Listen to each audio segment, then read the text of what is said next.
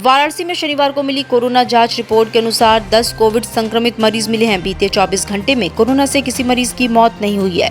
शनिवार को home isolation से 21 मरीजों को छुट्टी मिली है। वहीं कोविड हॉस्पिटल से किसी मरीज को छुट्टी नहीं मिली है। वाराणसी में तीसरी लहर में अब तक 13,970 पॉजिटिव मरीज मिल चुके हैं। इनमें से 13,864 लोग स्वस्थ हो चुके हैं, जबकि एक्टिव केसों की संख्या 93 है।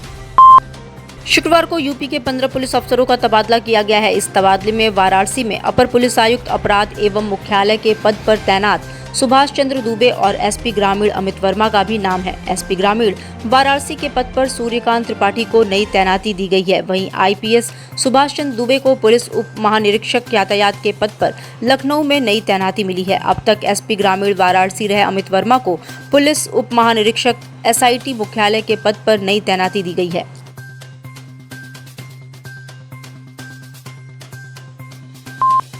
ट्रैफिक का नियम तोड़ने वालों को चालान रसीद या ऑनलाइन रसीद मिलती है, जिसके बाद वो उसका पेमेंट करता है। पर अब वाराणसी कमिश्नरेट की ट्रैफिक पुलिस हाईटेक और डिजिटल की राह में एक कदम आगे बढ़ गई है। वाराणसी के प्रमुख चौराहों पर अब ट्रैफिक नियमों का उल्लंघन करने पर तुरंत ही पीओएस मशीन से चालान का भुगतान ले लिया जाएगा। पुलिस उपायुक्त यातायात डीके पुरी ने बताया कि वाराणसी कमिश्नरेट ट्रैफिक पुलिस ने नियमों का उल्लंघन करने वालों से डिजिटल तरीके से एटीएम के द्वारा मौके पर शमन शुल्क वसूलने की शुरुआत की है। इसके लिए यातायात निदेशालय से भारतीय स्टेट बैंक की 60 पीओएस मशीन वाराणसी भेजी गई है।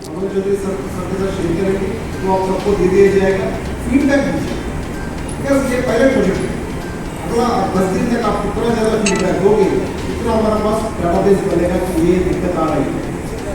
हमने टेस्ट किया है, टेस्टिंग और एक्चुअल में बहुत डिफरेंस होता है। फील्ड बाबा अमरनाथ के दर्शन के लिए यात्रा की शुरुआत हो चुकी है। इसी क्रम में काशी से कश्मीर तक सद्भावना यात्रा के तहत शनिवार को श्री काशी विश्वनाथ सेवा समिति के सेवादारों का पहला जत्था बाबा अमरनाथ के दर्शन के लिए रवाना हुआ। पहले जत्थे में सेवादारों ने श्रद्धालुओं को कश्मीर के हालात से नहीं डरने और बाबा के दर्शन पूजन की अपील करते हुए सद्भावना यात्रा निकाली। वाराणसी कैंट स्टेशन से दर्शनार्थियों का पहला जत्था हावड़ा अमृतसर मेल से रवाना हुआ। सैकड़ों की संख्या में यहाँ से भक्त इस ट्रेन से अमृतसर पहुंचेंगे, फिर वहां से जम्मू होते हुए पहलगांव तक जाएंगे। इसके आगे का सफर पैदल ही तय किया जाता है।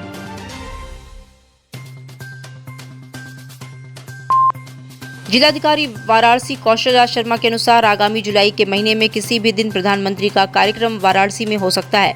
उन्होंने ये भी बताया कि प्रधानमंत्री शिक्षा विभाग के कार्यक्रम में हिस्सा लेने जुलाई माह में वाराणसी आएंगे, पर अभी इनकी तिथि नहीं घोषित हुई है। इस दौरान प्रधानमंत्री कई योजनाओं का शिलान्यास और लोकार्पण करेंगे, जिसकी सूची हमारे पास आ गई है। उसके हिसाब से सभी को 30 जून तक कार्य पूरा करने की हिदायत दे दी गई है। रिव्यू करेंगे, इसमें सारे अधिकारीगण और सारे माननीय जनप्रतिनिधि शामिल रहेंगे।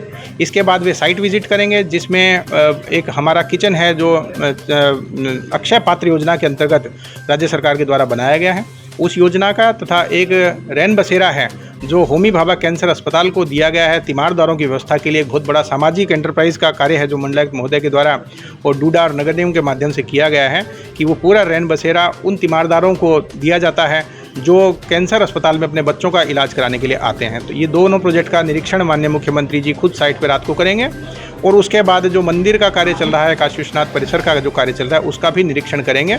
कुल मिला के सारा कार्यक्रम शाम को 5:30-6 बजे से चालू होकर रात्रि में लगभग 11 साढ़े 11 तक चलेगा, और कल माननीय मुख्यमंत्री जी का प्रस्थान यहाँ से लखनऊ के लिए हो जाएगा।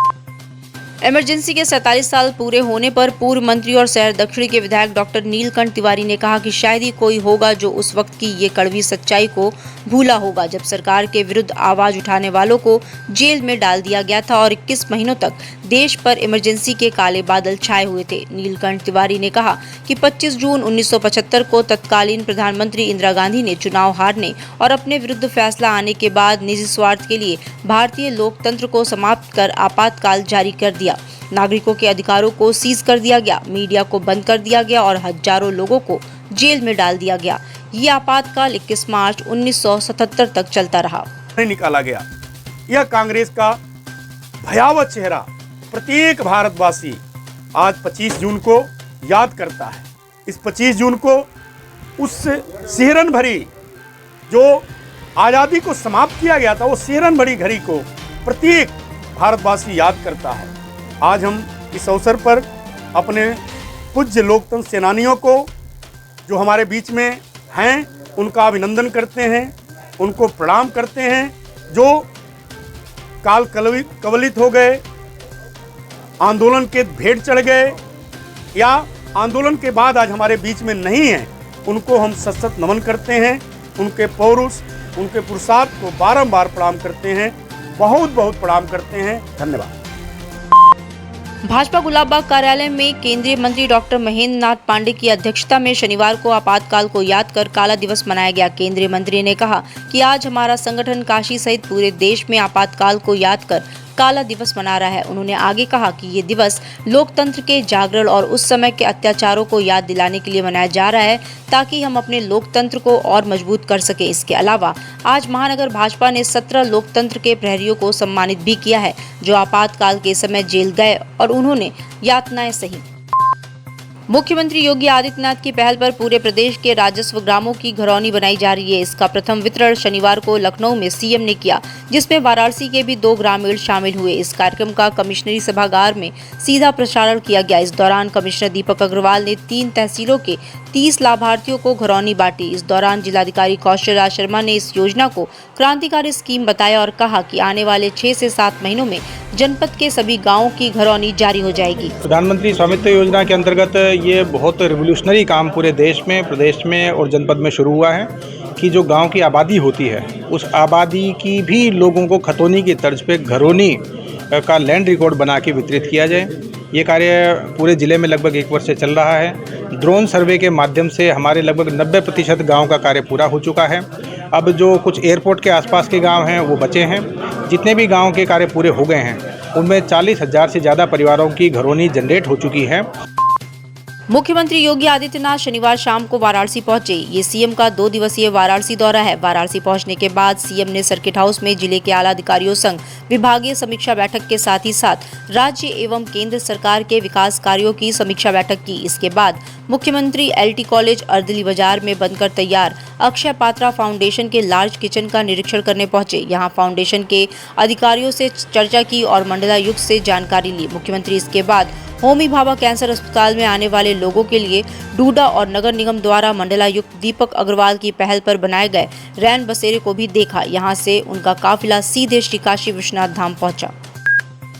वाराणसी दौरे पर मुख्यमंत्री योगी आदित्यनाथ ने LT कॉलेज परिसर में बनकर तैयार अक्षय पात्र संस्था के किचन का भी निरीक्षण किया। ये किचन जल्द ही जिले के 25,000 बच्चों के लिए स्वास्थ्यवर्धक खाना बनाना शुरू कर देगा। इसकी शुरुआत सेवापुरी ब्लॉक के बच्चों से होगी। संस्था के अधिकारियों की माने तो अक्षय पात्र किचन का उद्घाटन आगामी जुलाई महीने में प्रधानमंत्री नरेंद्र मोदी के हाथों होना है। संस्था के सदस्य विक्रांत मोहन ने बताया कि मुख्यमंत्री योगी आदित्यनाथ ने आज फाउंडेशन के इस किचन का निरीक्षण किया। उन्होंने बताया कि ये किचन एक बार में 1 लाख बच्चों का खाना बनाने की क्षमता रखने वाला अपने आप में अनूठा किचन साबित होगा। जैसा आप सब लोगों को पता है, आज मुख्यमंत्री योगी जी द्वारा इसका निरीक्षण किया जाएगा। तत्पश्चात प्रधानमंत्री मोदी जी द्वारा इसका शुभारंभ होगा। ये कितने दिनों से बन रहा था, कब तक तैयार हो जाएगा? ये लगभग 3 सालों से बन रहा था सर, क्योंकि कोविड के दौरान यहाँ पे काम बंद हो गया था और अब ये हम लोग का प्रस्तावित है कि जैसे ही मोदी जी द्वारा इसका उद्घाटन किया जाता है, हम लोग जुलाई माह से भोजन की प्रतिपूर्ति शुरू करेंगे। कितने बच्चों को एक साथ आप लोग भोजन करा सकते हैं? वैसे इस किचन की कैपेसिटी 1 लाख बच्चों को भोजन कराने की है, लेकिन अभी फिलहाल हम लोग 25,000 बच्चों से शुरू करेंगे। डिजिटल इंडिया का digital new platform live VNS पिछले 7 वर्षों से बनारस की सेवा में। पाइए बनारस के कोने कोने की खबर निष्पक्षता के साथ। लाइव VNS से बनारस की ताज़ा तरीन खबरों के लिए प्ले स्टोर से डाउनलोड कीजिए लाइव VNS ऐप या फॉलो कीजिए लाइव VNS को सोशल मीडिया पर।